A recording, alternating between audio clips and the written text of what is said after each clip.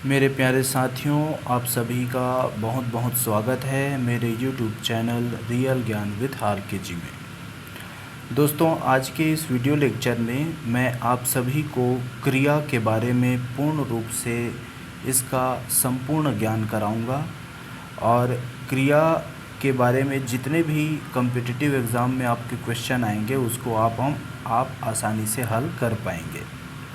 तो इस वीडियो को अंत तक देखिएगा, आपको पूरा नॉलेज मिल जाएगा।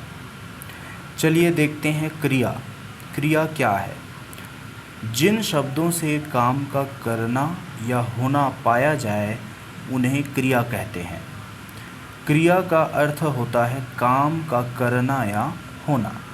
तो क्रिया का अर्थ क्या है? काम का करना या होना। इसलिए जिन शब्दों से क्रिया का बोध होता है, काम का बोध होता है, उसको हम उन शब्दों को क्रिया कहते हैं। इसलिए क्रिया से सदा कार्य का बोध होता है। क्रिया जो है वह 3 प्रकार के शब्दों से बनता है। क्रिया सबसे पहला है धातु। तो धातु से बनता है, जैसे पढ़ धातु में ना प्रत्यय लगाकर हम बना देते हैं पढ़ना। तो एक तो धातु से बन जाता है क्रिया। दूसरा संज्ञा से हम क्रिया बनाते हैं, जैसे हाथ में आ और ना जोड़ देने पर क्या बन जाता है? हथियाना। उसी प्रकार विशेषण से भी हम क्रिया बनाते हैं, जैसे चिकना विशेषण से हम ना बना देंगे, ना जोड़ देंगे तो क्या हो जाएगा? चिकनाना। इस तरह से हम जो क्रिया बनाते हैं वो 3 प्रकार के शब्दों से बनाते हैं।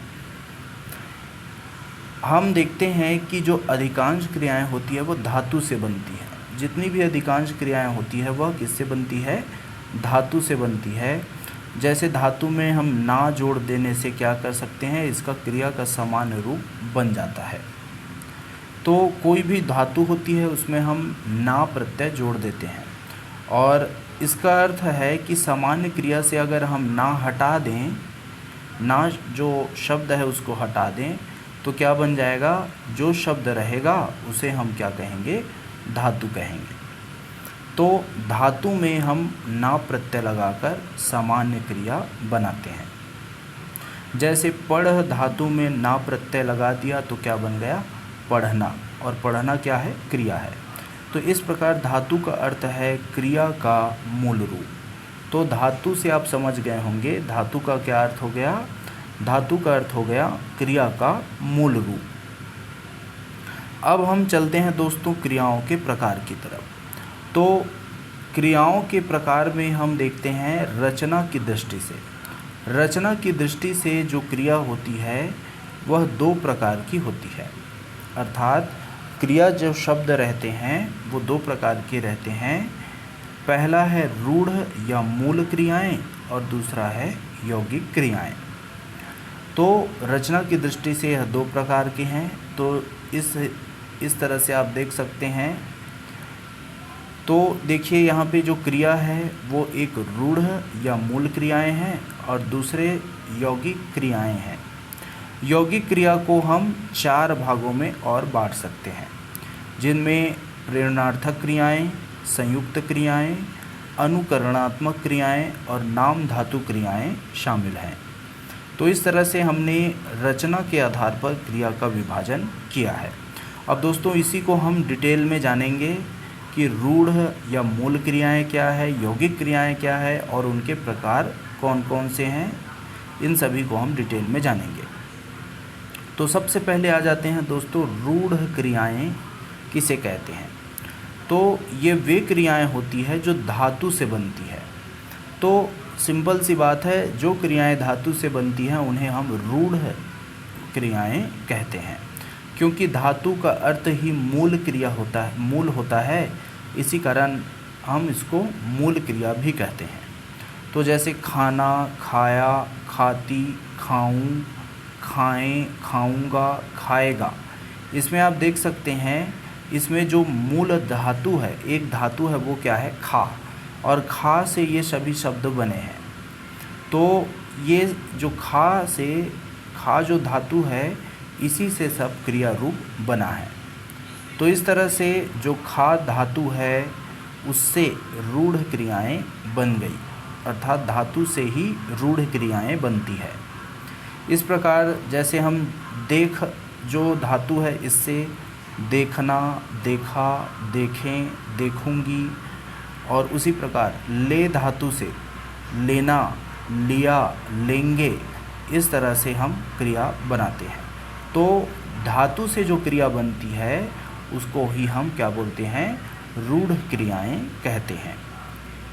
अब आते हैं दूसरा भेद है क्रिया का, वह है यौगिक क्रिया। तो यौगिक क्रियाएं किन्हें बोलते हैं? यौगिक क्रियाएं वे क्रियाएं हैं जो एक से अधिक तत्वों से बनती है, जैसे खाना से खिलाना, पीना से पिलाना, देख से दिखाना, पढ़ना, पढ़वाना, इस तरह से। तो यौगिक क्रियाएं हम देखते हैं इसमें क्या है, योग होता है, केवल इसमें धातु नहीं रहता, धातु के अतिरिक्त अन्य शब्द का भी योग से ये जो क्रिया है वह बनती है, इस कारण इसको हम यौगिक क्रियाएं कहते हैं। तो पहला भाग आता है जो यौगिक क्रियाओं के अंतर्गत पहला पार्ट आता है, पहला भेद है यौगिक क्रिया का, जिसको कहते हैं प्रेरणार्थक क्रियाएं। तो प्रेरणार्थक क्रियाएं क्या है? जब कर्ता अर्थात कार्य करने वाला किसी कार्य को स्वयं न करके किसी दूसरे को कार्य करने की प्रेरणा देता है तो उस क्रिया को प्रेरणार्थक क्रिया कहते हैं। जैसे उदाहरण स्वरूप हम ले सकते हैं कि गोविंद ने राम को जगाया। तो यहाँ पे कहा क्या जा रहा है, जो राम है गोविंद की प्रेरणा से जागा है। ठीक है, राम स्वयं से नहीं जागा है, किसकी प्रेरणा से? गोविंद की प्रेरणा से जागा है, मतलब गोविंद ने राम को जगाया। इसी तरह गोविंद ने राम को जगवाया। तो इसमें हम देखते हैं कि गोविंद ने किसी को प्रेरणा दी कि वह राम को जगा दे, है ना। तो गोविंद ने राम को जगवाया। तो यहाँ पे हम देखते हैं कि यहाँ पे दो दो प्रेरणार्थक रूप हो जाते हैं। तो कई धातुएं ऐसी होती है जो प्रेरणार्थक का काम करती है। तो प्रथम जिसमें आ लगता है, जैसे कर से करा, सुन से सुना, हट से हटा, और द्वितीय जिसमें वा लगता है, जैसे कर से करवा, सुन से सुनवा और हट से हटवा। तो इस तरह से हम बहुत से धातुओं के दो दो प्रेरणार्थक रूप देखने को मिलता है। पहला आ लगाकर बन जाता है, जैसे कर से करा, और दूसरा वा लगाकर प्रेरणार्थक क्रिया बनाया जाता है, जैसे कर से करवा। ठीक है, तो इस तरह से हमने प्रेरणार्थक क्रिया कैसे बनाते हैं इसको भी देख लिया। और अब हम देखते हैं जो प्रेरणार्थक क्रिया बनता है, तो प्रेरणार्थक क्रिया बनने में क्या क्या परिवर्तन आते हैं।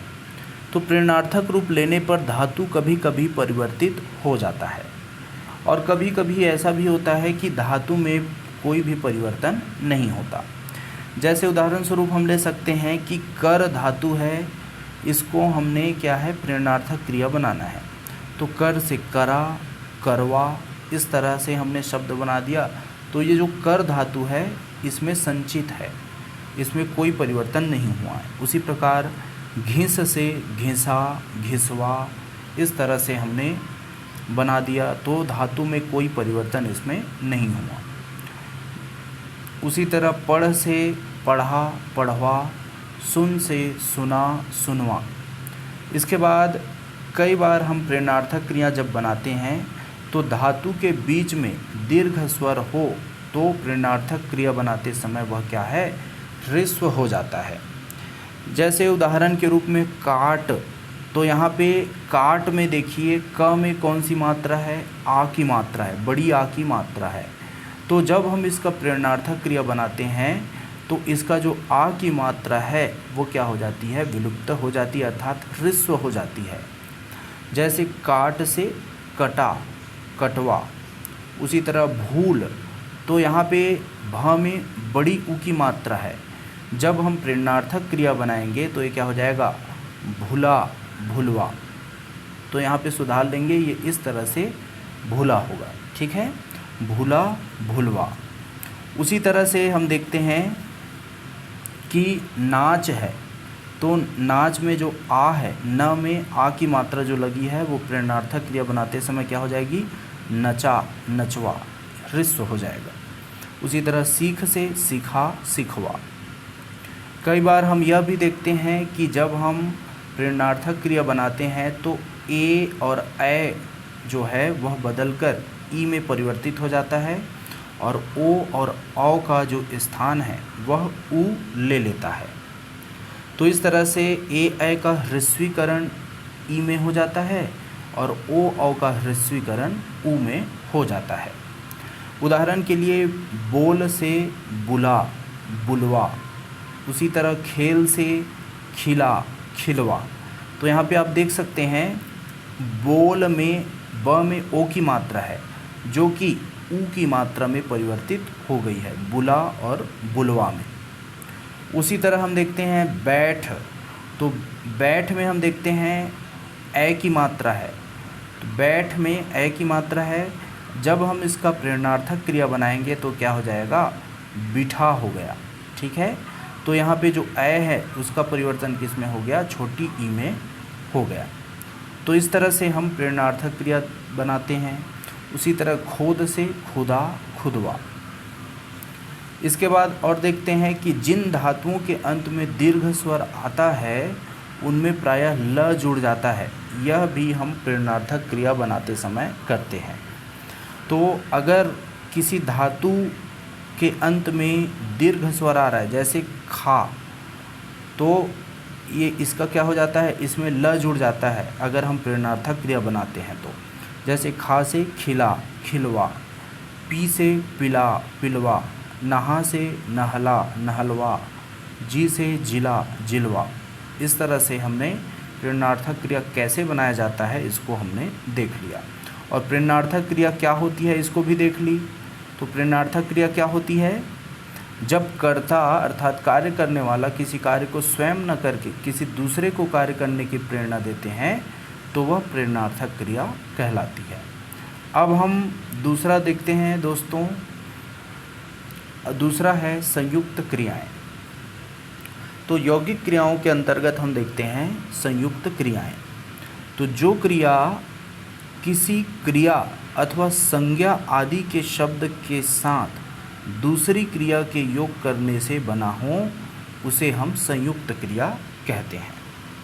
तो ध्यान दीजिए, अगर कोई क्रिया है, जो क्रिया बन रही है वो किससे बन रही है, क्रिया के मेल से, क्रिया क्रिया के मेल से, या क्रिया और संज्ञा के मेल से, इस तरह, या क्रिया और क्रिया के मेल से बन रहा है, तो इसको हम क्या बोलेंगे, संयुक्त क्रिया कहेंगे।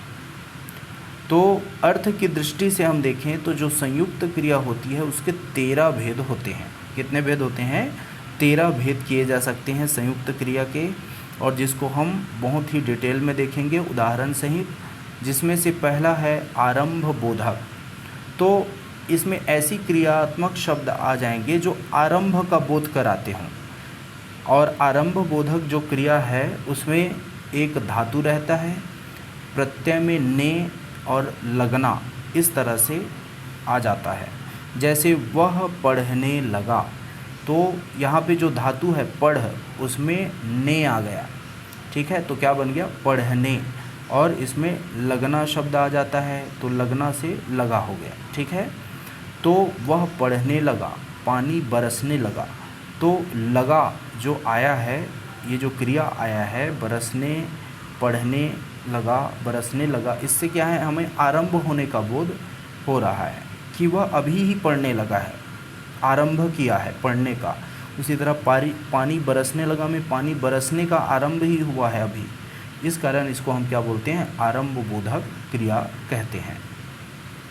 उसी तरह समाप्ति बोधक, तो समाप्ति का बोध होगा, और इसमें धातु के बाद चुकना आता है। जैसे वह पढ़ चुका, वह खा चुका, इसको हम समाप्ति बोधक क्रिया कहते हैं। फिर उसके बाद आते हैं आकस्मिकता बोधक। आकस्मिकता बोधक, तो आकस्मिकता का बोध कराते हैं। जैसे धातु के साथ उठना, बैठना या पढ़ना, इस तरह से जो शब्द लग जाता है वो आकस्मिकता का बोध कराते हैं। जैसे वह कह उठा, वह रो पड़ा। तो आकस्मिक घटनाएं, एकाएक जो घटनाएं होती है उसको आकस्मिक घटनाएं कहते हैं।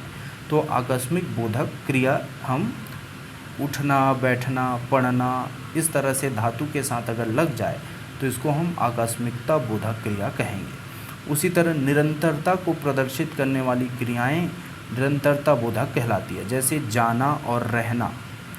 तो इसके पहले वर्तमान कृदंत रूप लग जाता है तो यह निरंतरता बोधक बन जाता है, जैसे बरसता रहता है, चलता गया, बोलती रहती है।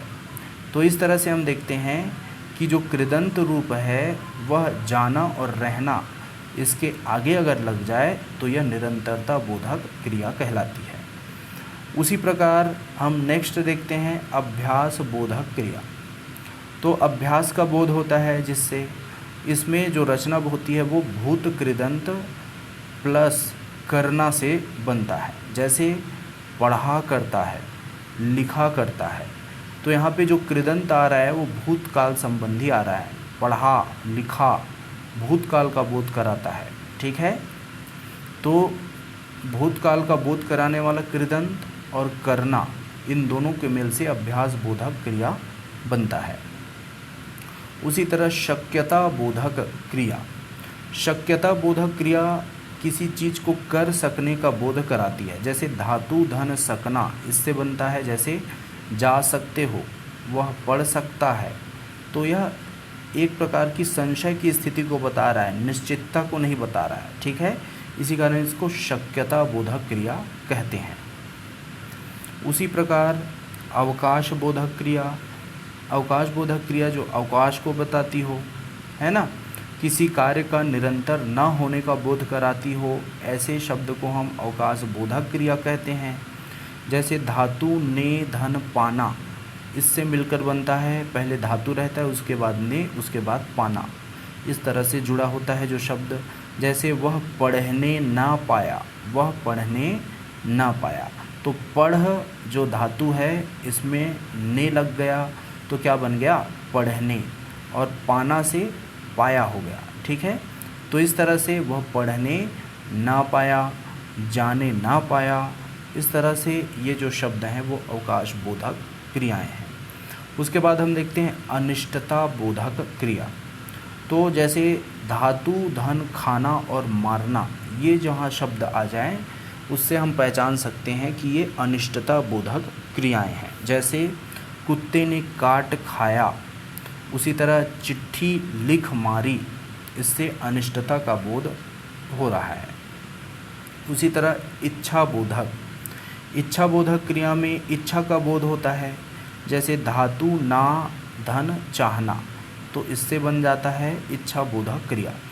जैसे वह जाना चाहती है, वह जाना चाहती है। तो जाना और चाहती, तो यहाँ पे इच्छा का बोध कराया जा रहा है। ठीक है, जाना चाहती है। उसी तरह अनुमति बोधक क्रिया को देखते हैं। तो अनुमति बोधक में अनुमति का बोध होता है, जैसे इसमें जो शब्द बनता है वो किससे बनता है, धातु धन ने धन देना। जैसे उसे पढ़ने दो, मुझे जाने दो, उसे करने दिया गया, इस तरह से अनुमति का बोध कराया जा रहा है। उसी प्रकार आवश्यकता बोधक क्रिया में धातु धन ना रूप और पढ़ना चाहिए होना, इस तरह से जो शब्द रहते हैं उसको हम आवश्यकता बोधक, आवश्यकता का बोध कराने वाली क्रिया आवश्यकता बोधक। जैसे करना पड़ेगा, जाना चाहिए, लेना चाहिए, इस तरह से जो लेना चाहिए, जाना चाहिए, ये सभी आ रहा है वो आवश्यकता बोधक क्रियाएं हैं। उसी प्रकार अतिशयता बोधक जो क्रियाएं होती है, यह उसी क्रिया की द्विरुक्ति होती है, अर्थात एक क्रिया यहाँ पे दो बार आती है, तो हम इसको अतिशयता बोधक क्रियाएं कहते हैं। जैसे पढ़ते पढ़ते सो गया, बैठे बैठे थक गया, सुन सुनकर पक गया। तो यहाँ पे पढ़ते पढ़ते, बैठे बैठे, सुन सुनकर, ये सभी अतिशयता बोधक क्रियाएं हैं। उसी तरह नाम बोधक क्रिया। तो नाम बोधक क्रिया में संज्ञा मतलब क्या होता है, नाम। तो संज्ञा आदि के साथ संयुक्त क्रिया में संज्ञा आदि का अर्थ प्रधान रहता है। तो यहाँ पे जो क्रिया बनती है इसमें क्या रहता है, संज्ञा प्रधान रहती है। क्रिया के बनने में क्या प्रधान रहती है, संज्ञा प्रधान रहती है। इस कारण इसको नामबोधक क्रिया कहते हैं। जैसे अपना बनाना, आदर करना, भस्म होना, ढीला पड़ना, इस तरह से इनके उदाहरण हैं। दोस्तों हम यौगिक क्रियाओं के तीसरे प्रकार की तरफ देखते हैं, जिसका नाम है अनुकरणात्मक क्रियाएं। तो अनुकरणात्मक क्रियाओं में, इसमें नाम से ही पता चल रहा है अनुकरण आया हो। तो इसमें हम देखते हैं कि किसी वास्तविक या कल्पित ध्वनि के अनुसरण में हम जो क्रियाएं बना लेते हैं, उसी को हम अनुकरणात्मक क्रियाएं कहते हैं। तो हम कोई भी जो वास्तविक ध्वनि होती है, हम सुनते हैं कोई आवाज़ या कोई कल्पित ध्वनि होती है, इससे हम क्रियाएं बनाते हैं, इन्हीं को हम अनुकरणात्मक क्रियाएं कहते हैं। जैसे खटखट आवाज़ से खटखटाना, भन भन से भनभनाना, थरथर से थरथराना, सनसन से सनसनाना, उसी तरह थप थप से थपथपाना, ये सभी जो हमने क्रिया बनाई हैं, ये सभी क्रियाएं क्या कहलाएगी, अनुकरणात्मक क्रियाएं कहलाएगी। इसके बाद हम देखते हैं चौथा प्रकार, यौगिक क्रियाओं का चौथा प्रकार, जिसका नाम है नाम धातु क्रियाएं। तो नाम धातु क्रियाएं क्या होती है, जो धातु संज्ञा, सर्वनाम या विशेषण से बनती है, उसे नाम धातु कहते हैं। समझ आ गया। तो यहाँ पे जो धातु बनती है, क्रिया को बनाने वाली जो धातु बनती है, वो किससे बनती है, संज्ञा से, सर्वनाम से या विशेषण से बने, तो इसी को हम नाम धातु क्रिया कहते हैं। उदाहरण के लिए जैसे हाथ है, हाथ क्या है, संज्ञा है। हाथ से क्या बन रहा है यहाँ पे, क्रिया, हथियाना। तो यहाँ पे जो हथियाना क्रिया बना है वो क्या है, नाम धातु क्रिया कहलाएगी। उसी प्रकार बात से बतियाना, अपना से अपनाना, साठ से सठियाना, झूठ से झुठलाना, बात से बतियाना, गर्म से गरमाना, ठंडा से ठंडाना, गुस्सा से गुस्साना। इस तरह से जो हम क्रियाएं बनाते हैं, संज्ञा, सर्वनाम, विशेषण, इन सभी चीज़ों से जो हम बनाते हैं क्रियाएं, उसको हम नाम धातु क्रियाएं कहते हैं। इस तरह से दोस्तों हमने रचना की दृष्टि से क्रियाओं के दोनों भेदों को जान लिया। पहला मूल या रूढ़ क्रिया को जान लिया और दूसरा यौगिक क्रिया को जान लिया। अब हम देखते हैं कर्म की दृष्टि से जो क्रियाएं होती है वो कितने प्रकार की होती है। तो दोस्तों कर्म की दृष्टि से क्रियाओं को दो प्रकार में बांटा गया है। पहला है अकर्मक क्रिया और दूसरा है सकर्मक क्रिया। तो अकर्मक क्रिया क्या होती है, इसको देखते हैं। जिन क्रियाओं के प्रयोग में कर्म की आवश्यकता नहीं होती, उन्हें अकर्मक क्रियाएं कहते हैं। तो हम कर्म, जहाँ कर्म न शब्द का जो यहाँ पे आवश्यकता नहीं पड़ता और क्रिया का उपयोग होता है, वहाँ पे क्या है, अकर्मक क्रियाएं होती है। जैसे मैं गया, मैं सोता हूँ, पक्षी उड़ते हैं। तो इन वाक्यों में हम देख सकते हैं कि कर्ता और क्रिया ही है ना। जैसे मैं कर्ता है, गया क्या है, क्रिया है। मैं सोता हूँ में मैं यहाँ पे कर्ता है और सोता हूँ क्या है, क्रिया है। पक्षी में यहाँ पे कर्ता है और उड़ते हैं क्या है, क्रिया है। तो इसमें कर्ता और क्रिया ही होता है। इसमें अकर्मक क्रिया में हम देखते हैं अकर्मक क्रियाएं कर्म के बिना उपयोग में लाई जाती है। तो हम देखते हैं कि जो कर्ता और क्रिया ही है इसमें, और तो भी वाक्य यहाँ पे पूर्ण है और इनमें कर्म की आवश्यकता नहीं है। अतः हम देखते हैं कि जाना, सोना, उड़ना, ये सभी जो है अकर्मक क्रियाएं हैं। ठीक है, क्रिया तो है लेकिन कौन सी क्रिया है, अकर्मक। इनको कर्म की आवश्यकता नहीं पड़ती उपयोग होने में। उसके बाद हम देखते हैं सकर्मक क्रियाएं। तो सकर्मक क्रियाएं क्या होती है, जिन क्रियाओं के प्रयोग में कर्म की अपेक्षा रहती है उन्हें सकर्मक क्रिया कहते हैं। अर्थात कोई भी वाक्य जो रहता है वो कर्म के बिना हम क्रिया का जो प्रयोग करते हैं वो अधूरा रहता है। इसको ही हम क्या कहते हैं, सकर्मक क्रियाएं कहते हैं।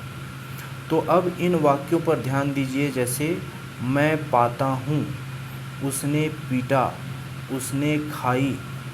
अब इनमें हम देखते हैं ये हमें अधूरा लगता है।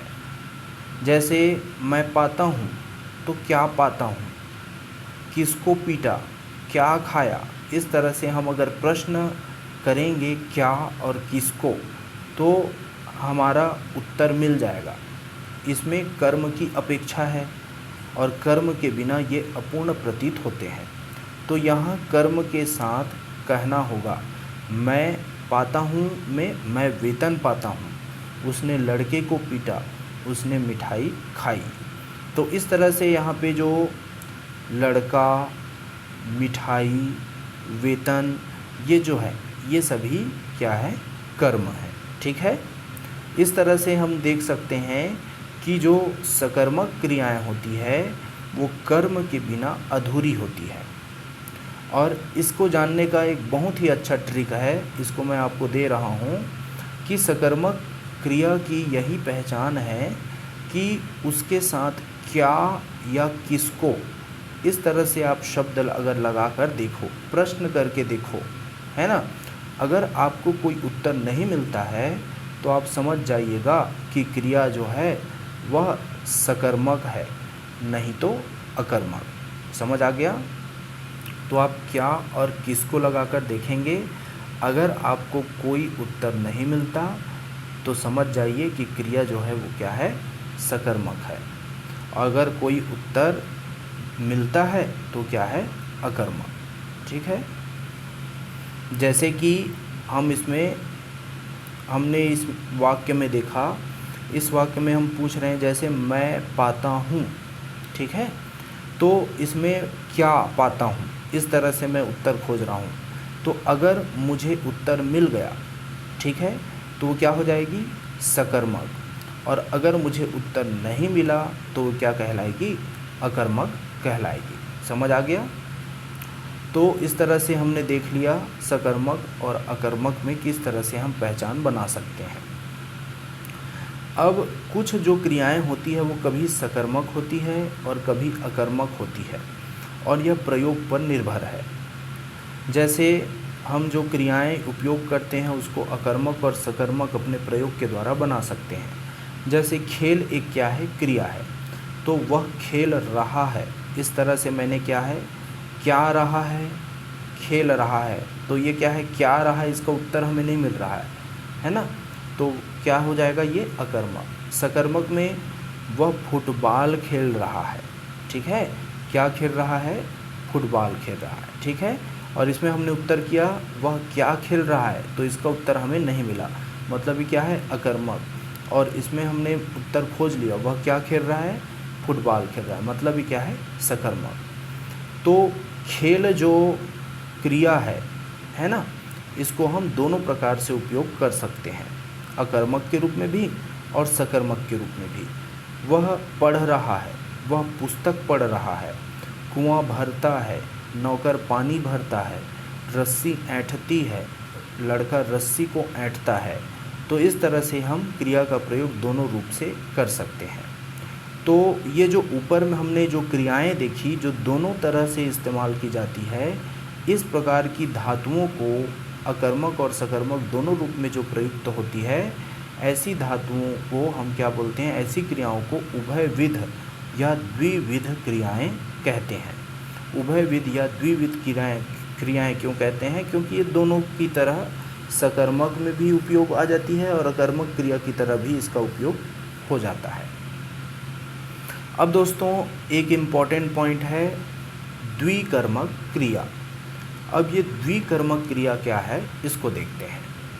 तो कई जो सकर्मक क्रियाओं के साथ दो कर्मों की अपेक्षा होती है, अर्थात अगर कोई सकर्मक क्रिया लगती है तो उसके साथ एक और क्रिया लग जाती है ना।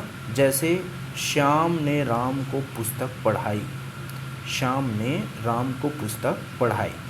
तो सबसे पहले पूछेंगे क्या पढ़ाई, पुस्तक। किसको पढ़ाई, राम को। तो यहाँ पे पुस्तक और राम को यहाँ पे जो पढ़ाना आ रहा है वो क्या है, दो प्रकार से आ रहा है। दो प्रकार की यहाँ पे क्रिया हो रही है।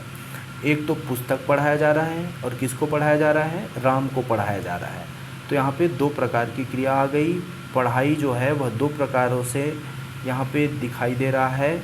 तो इस प्रकार पढ़ाई क्रिया के दो कर्म हैं, एक राम के साथ और दूसरा है पुस्तक के साथ। तो इस कारण ये क्या है, द्विकर्मक क्रिया हो गई। उसी तरह द्विकर्मक क्रिया के और उदाहरण हैं, जैसे मैं लड़कों को तमाशा दिखाता हूँ। तो आप प्रश्न पूछेंगे, मैं क्या दिखाता हूँ, तमाशा। मैं किसको दिखाता हूँ, किसको तमाशा दिखाता हूँ, लड़कों को तमाशा दिखाता हूँ। तो इस तरह से यहाँ पे द्विकर्मक क्रिया है।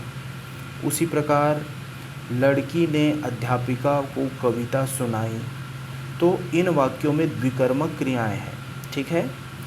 अब हम ये असमंजस की स्थिति में पड़ जाते हैं कि ये जो दो क्रियाएं हैं उसमें से मुख्य क्रिया कौन है और गौण क्रिया कौन है। तो दोस्तों आपको बता दिया जाए कि जो पदार्थवाची कर्म जो होता है वह मुख्य कर्म कहलाता है, और कर्म से जुड़ी हुई क्रिया होती है वही मुख्य क्रिया होती है। तो यहाँ पे केवल आपको कर्म को जानना है, मुख्य कर्म क्या है और गौण कर्म क्या है। तो जो पदार्थवाची कर्म होते हैं मुख्य कर्म कहलाता है, और प्राणी का बोध कराने वाले जो कर्म होते हैं उसको गौण कर्म कहते हैं। ठीक है। तो मुख्य कर्म और गौण कर्म में आपको समझ आ गया होगा। ठीक है। तो गौण कर्म के साथ यहाँ पे को विभक्ति लगती है, तो आपको समझ जाना चाहिए।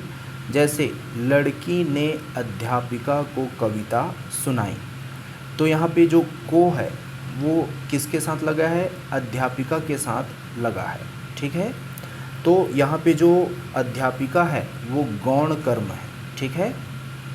इस तरह से हम ये देख सकते हैं। और जो कविता है वो क्या है, मुख्य कर्म है। तो इस तरह से हमने मुख्य कर्म और गौण कर्म इसको भी जान लिया। कुछ और इम्पोर्टेंट बात है, इसको आपको ध्यान रखना है। जैसे कुछ अकर्मक क्रियाएं जो होती है केवल कर्ता के रहने पर पूरा पूरा अर्थ नहीं दे पाती। जैसा हम देखते हैं कि वह बना, तुम तो निकले, वह हैं, वे कहलाते हैं। तो ये सब अपूर्ण अकर्मक क्रियाएं हैं, और इन वाक्यों में क्रमशः वह मंत्री बना, है ना, तुम तो आलसी निकले, है ना, वह अच्छा है, वे धर्मात्मा कहलाते हैं। इस तरह से हमें इन सभी शब्दों को लिखना पड़ेगा। और ये जो शब्द हैं ये कर्म नहीं है, ये जो शब्द ये कर्म नहीं है, ये क्या है, पूरक शब्द है। ठीक है।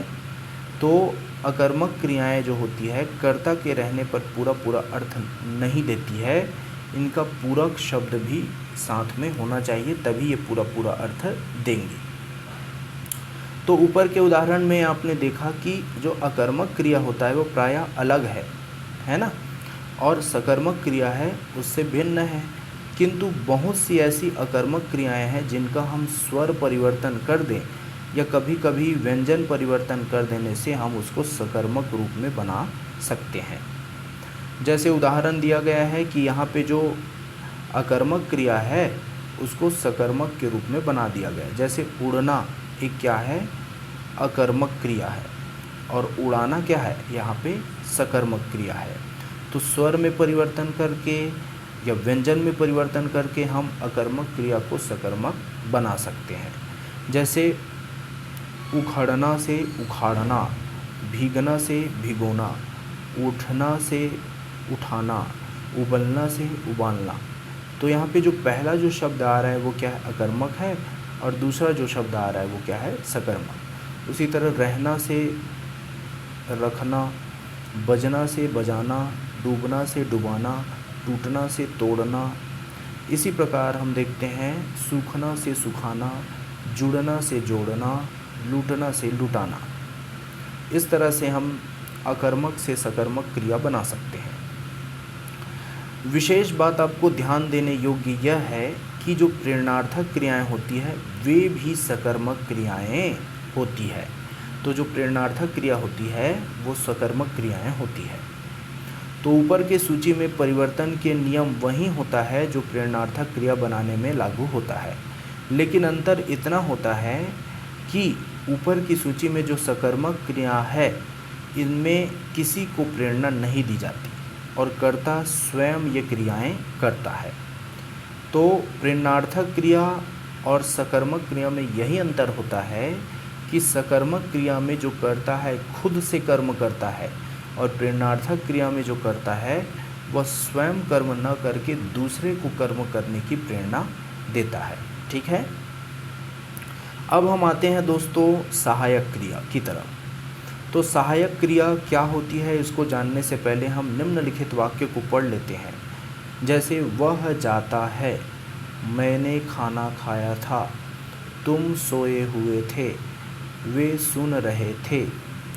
तो इनमें हम देखते हैं कि जो जाना, खाया है ना, सोना, सुनना, इन सभी चीज़ जो देख रहे हैं हम लोग, तो जाना, खाना, सोना, सुनना ये मुख्य क्रियाएं हैं और वाक्य में इन्हीं के अर्थों की प्रधानता हमें दिखाई देती है। जैसे उसने क्या खाया, खाना खाया, है ना। तो ये सभी सोया, सुना, ये सभी जो है ये क्या है, मुख्य क्रियाएं हैं, क्योंकि इन्हीं की प्रधानता है वाक्य में। और जो शेष क्रियाएं हैं वह है हैं, था, हुए थे, रहे थे, ये सभी जो आया है वो क्या है, सहायक क्रियाएं हैं। ठीक है, सहायक क्रिया का काम क्या होता है, ये जो सहायक क्रियाएं होती है वो ये जो मुख्य क्रियाएं होती है उसको पूरा करने में सहायक होता है, मतलब उसके अर्थ को पूरा करने में सहायता करने का काम करता है। ठीक है, जैसे यहाँ पे मैंने खाना खाया, अब इसके अर्थ को पूर्ण करने के लिए यहाँ पे क्या आ गया, था आ गया, जो इसके समय को निश्चित रूप से बता रहा है। उसी तरह तुम सोए हुए, है ना, अब यहाँ पे थे लग के इसके अर्थ को पूर्ण कर दिया। उसी तरह वे सुन रहे, इसके बाद थे लगा दिए। तो इस तरह से जो सहायक क्रिया होता है वो मुख्य क्रिया के रूप को पूरा करने में सहायक होता है।